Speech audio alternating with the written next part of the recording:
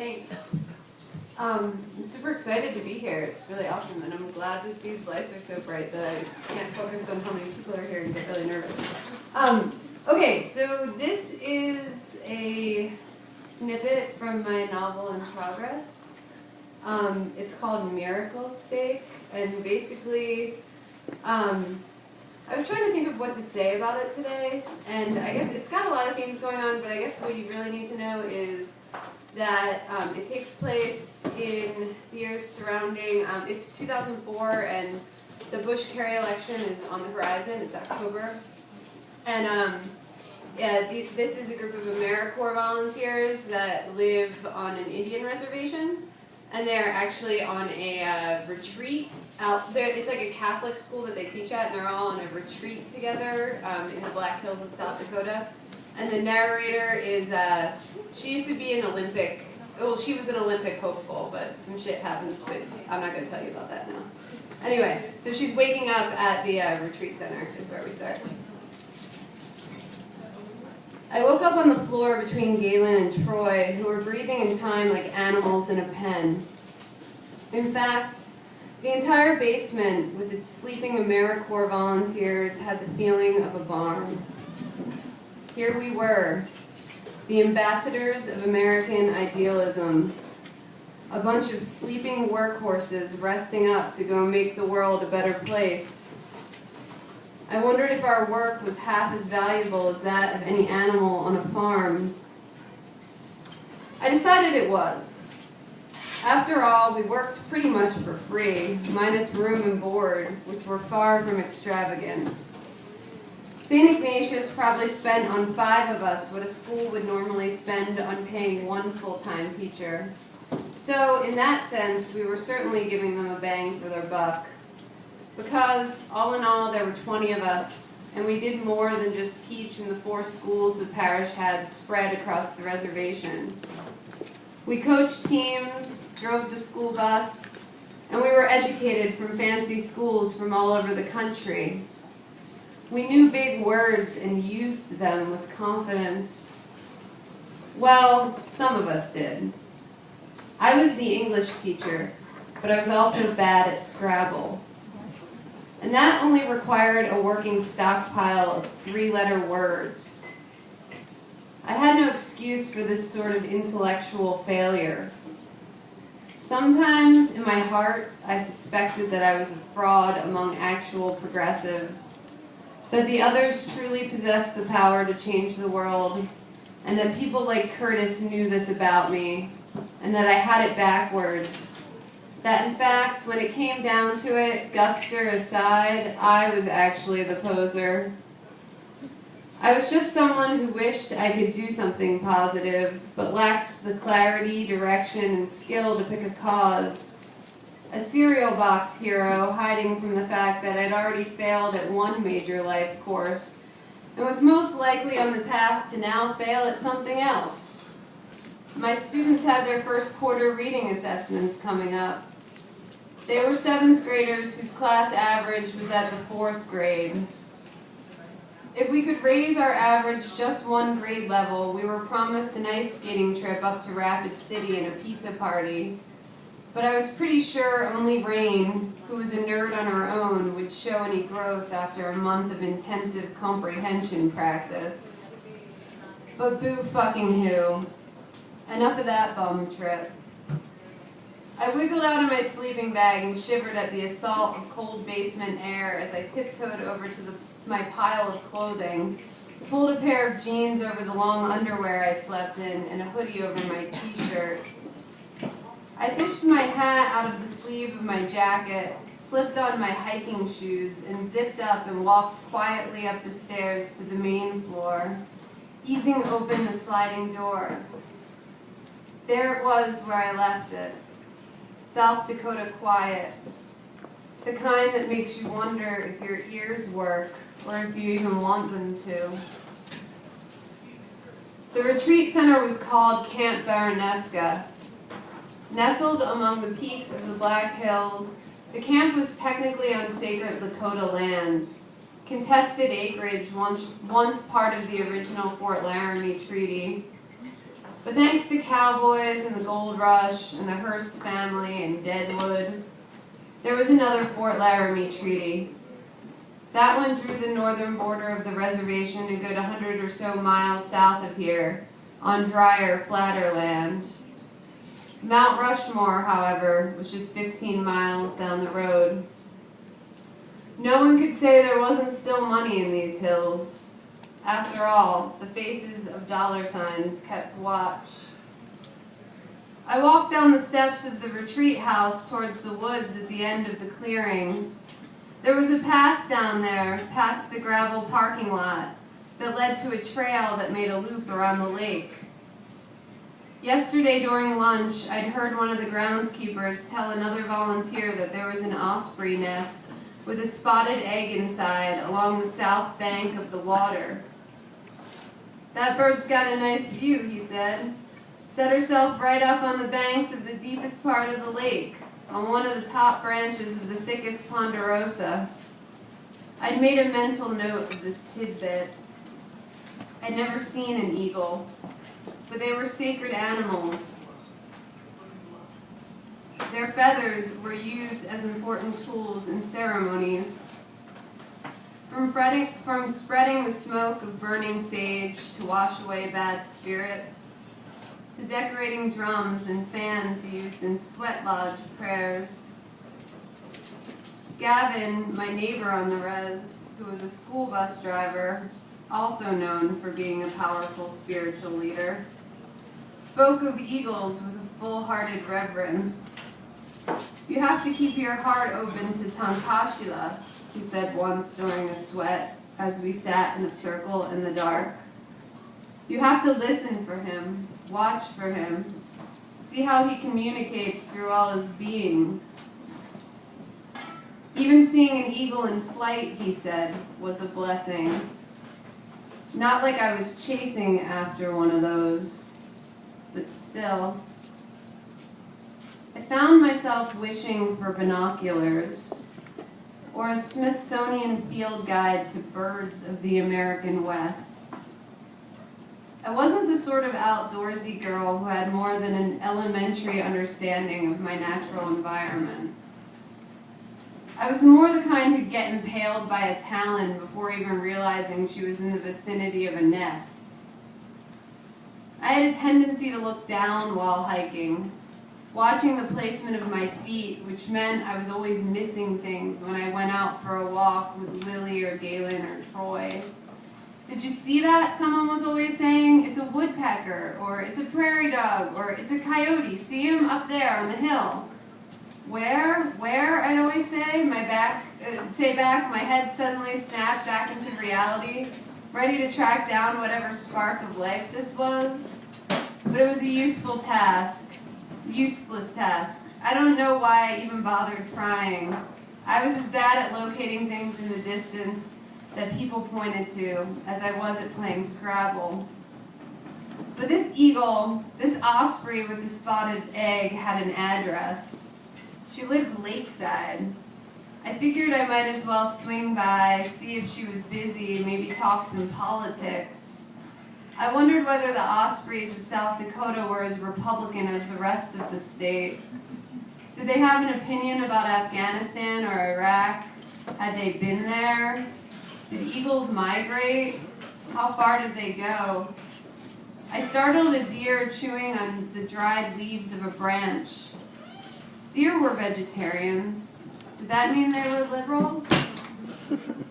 I smiled to myself at the thought, briefly entertaining a cartoon world in my head, assigning every forest creature to a political party.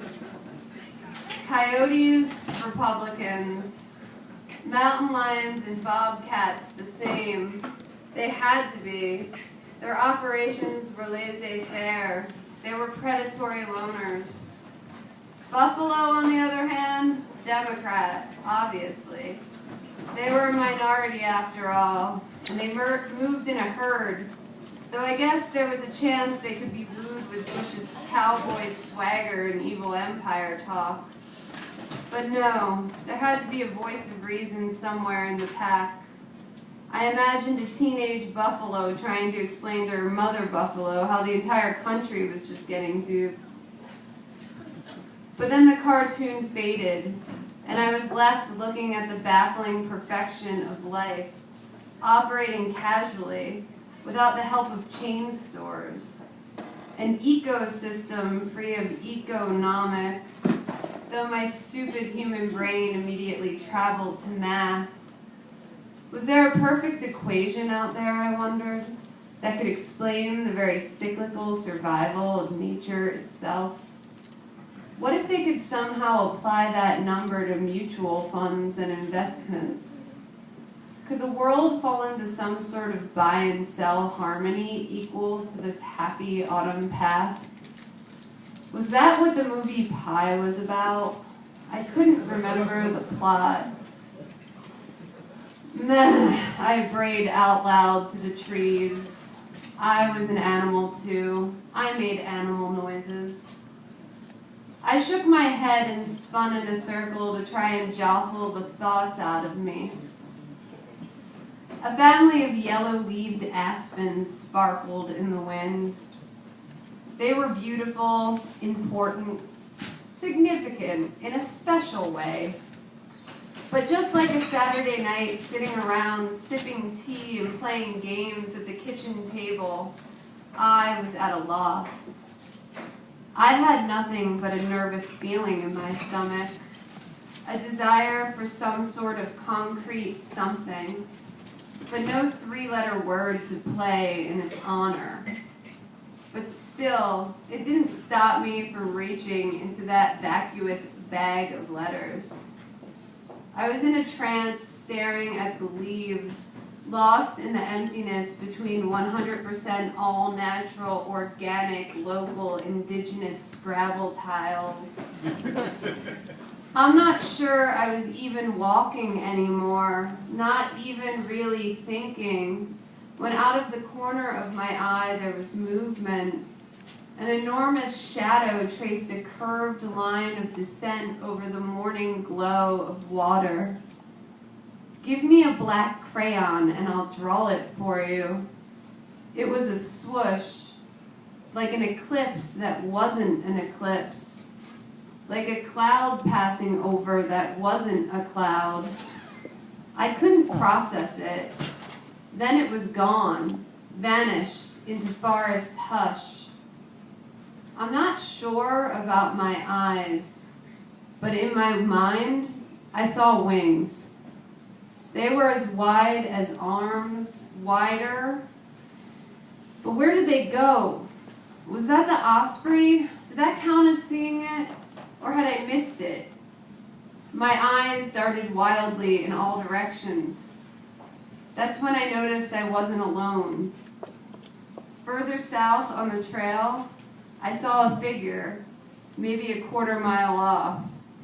The red of his flannel shirt and the green of his hunter's cap visible through a break in the trees at the bend of the lake. It was Father Davy. He was walking towards me from the direction I was headed, coming back from where the osprey supposedly lived. I froze like the deer I'd interrupted, my eyes surveying the surroundings like a fugitive, ridiculously contemplating a place to hide. I hated encountering people I knew in moments of deliberate solitude, although it wasn't like I knew Father Davy well. I wasn't the sort of volunteer who ever attended church, except for the ones that were mandatory by the St. Ignatius Volunteer Program. But still, I knew who he was, and he knew me, and he was walking at a good clip. I had two options: keep going in the direction he was coming from and smile with a pleasant hello, or turn in the opposite direction and hurry back along the trail out of the woods back to the retreat center. But then there would be all the other volunteers and a line for the bathroom. Either way, my moment of tranquility was lost. I decided on the priest. I kept walking towards him. It was the right decision. As he came into crisper view, I could tell by the smile he wore on his face that he'd seen me from a ways off as well. "Good morning, Emily," he said. He said it as if we were old friends, as if we'd made a joint plan to explore nature and agreed to meet here to exchange notes. He motioned towards the grove of aspens that had entranced me. "Aren't the fall colors out here stunning?" I nodded my head.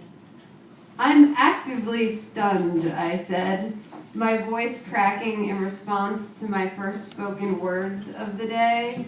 "Like right now." I did a hand motion to demonstrate my brain exploding into bits. "Sometimes," I said, "I think this place doesn't actually exist and I'm just dreaming everything." Immediately I regretted speaking those words. They were too close to true. How much could a stranger see of another person's existential crisis? I tried to put an ironic smile on my face to convey the fact that I knew I was actually awake. Because I was awake, wasn't I? He had a calm smile. "Where are you from?" "New Jersey," I said. Right by Philly. Ever hear of Camden?" "Not Camden. A town right by there, but nicer than that. Although Camden was nice once, and I'm sure there's nice people there. It's just, I don't know. I'm from near there." He nodded as if I need not dance around the obviousness of my middle-class upbringing. "The fall colors on the East Coast are more dynamic than here.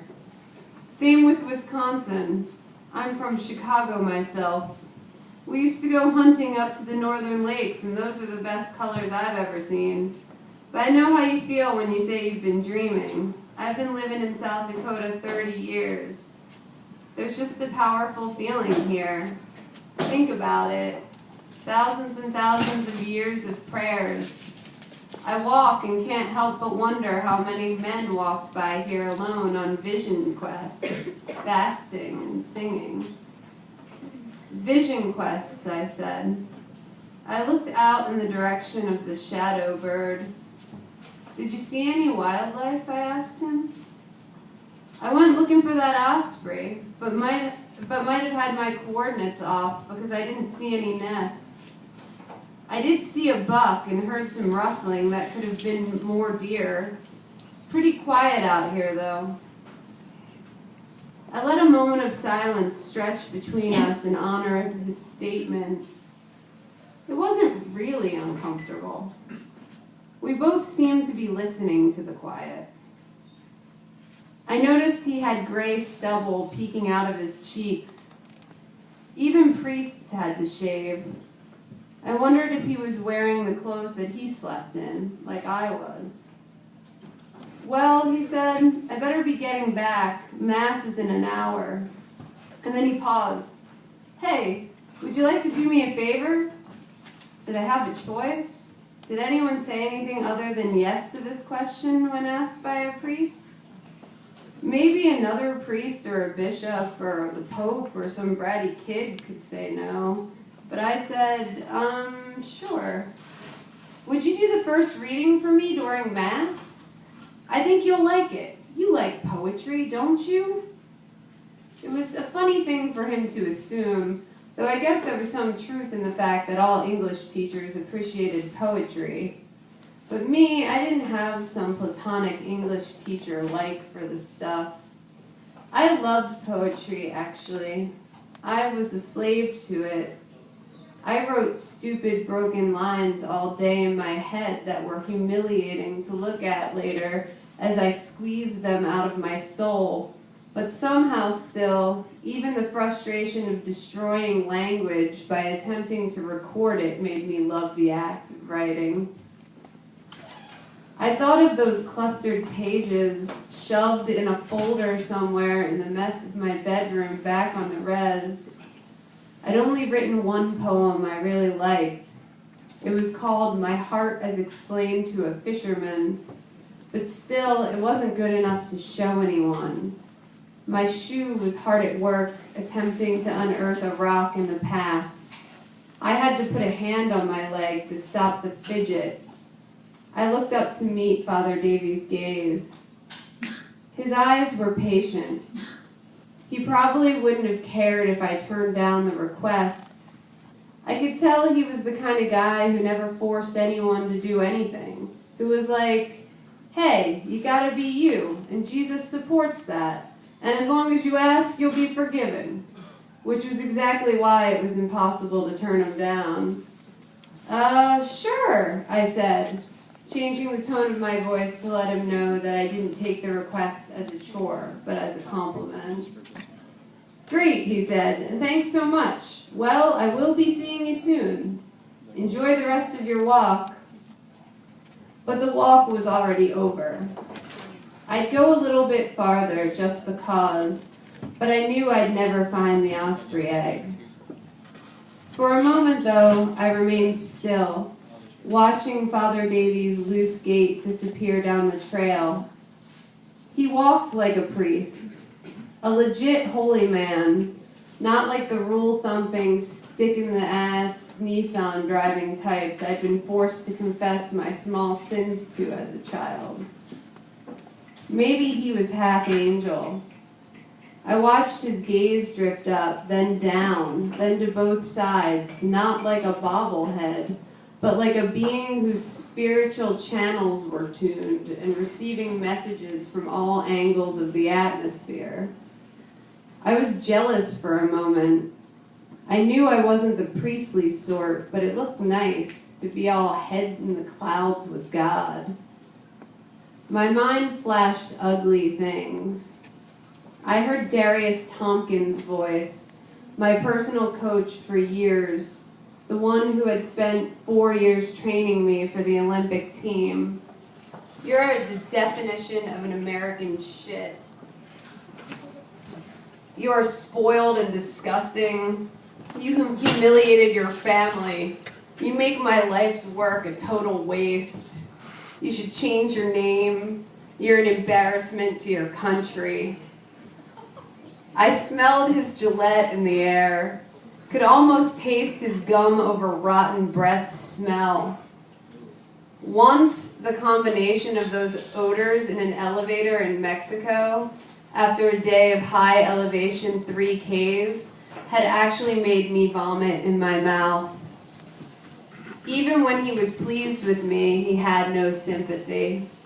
Hydrate more, was all he'd said as I spit the sad lump out into the front of my warm t-shirt.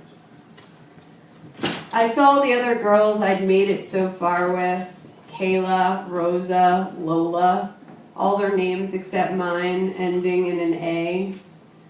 For a second I felt the adrenaline of all our leather-tight string bean muscle bods striding together on the track in a herd before, inevitably, one of us pulled